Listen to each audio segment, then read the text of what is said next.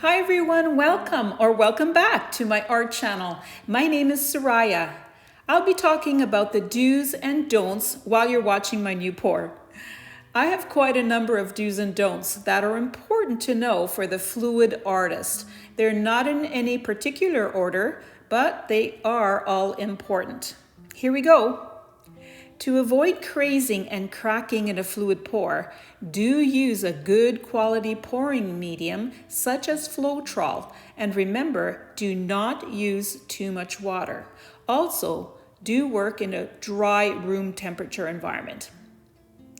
After you've created your pour, do let your paint dry for at least 24 hours or more. I've waited up to 3 to 5 days at times. Do apply a varnish only after your artwork has completely dried. I usually wait 2 to 3 weeks so that the painting is completely cured. To prevent air bubbles, do not stir rigorously. If possible, mix it in advance and let it sit for at least an hour. Do use Floetrol. Floetrol mixes well with acrylics to create free-moving paint without affecting the binding or the color once it dries. Do use Elmer's glue wall and water to achieve similar effects like Floetrol. Do use Mod Podge and water as an alternative to Floetrol or Elmer's glue wall and water. Keep in mind your painting will dry shiny with the Mod Podge. If you're looking for big cells, don't overmix the silicone into your paint. Overmixing will break the oil into really small particles, which will create small cells rather than big cells. Do not use more than 5 colors in your pours, especially if you're a beginner. Do use 3 colors for great results even a beginner will love. Do not mix red and green, it will make brown. And on that note, learn about the color wheel and what colors work and blend well together.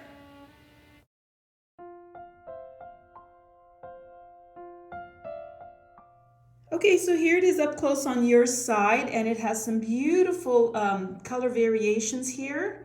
And I love the lines and very pretty. Now I'm going to show you my side. So here it is from my side, and I think it looks better this way. But I'm not crazy about this part down here. I am going to do something, make it look better, I hope. Stick with me just one second. In a pour, do layer your colors with neutrals to separate the colors to prevent mud. Do use warm and cool colors in a pour to create a dynamic look. To get consistent pouring consistency, do use a scale or write down your recipe and follow it every time, and then you'll be consistent with your pours. Do remember to remove any paint that drips off the edges of the canvas. These can pull the paint over the edge and change your final results. Do fill your cup to the top for flip cup method. For the flip cup method, that's a tongue twister. This will prevent the paint from mixing too much. Do place a sturdy paint catcher at the corners of your canvas so that you don't lose all your paint. Do keep tweezers around to pick globs that don't quite mix well enough. Don't expect perfection. It's a learning process, and there's one more after this next video. Okay, I like it a lot better now. I love that the colors came through. They're deeper colors, that hint of emerald green. That looks beautiful, and you can see it here as well. So now I'm gonna let it dry, and I'll show you in just one second what it looks like and if I'm going to enhance it, so stick around. And lastly, do take some time to really watch and learn from experts on YouTube. I have a lot of tutorials that will help you do just that.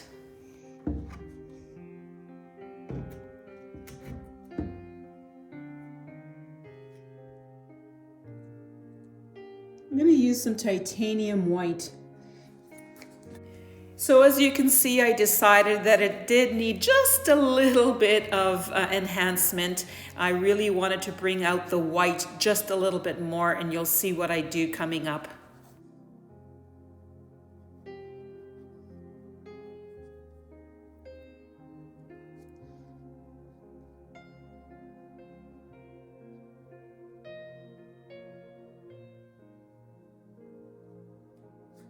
I'm just going over areas where there is white already. Sometimes it could be a little bit muddled because of the other colors. So I'm just bringing out that white, making it extra white.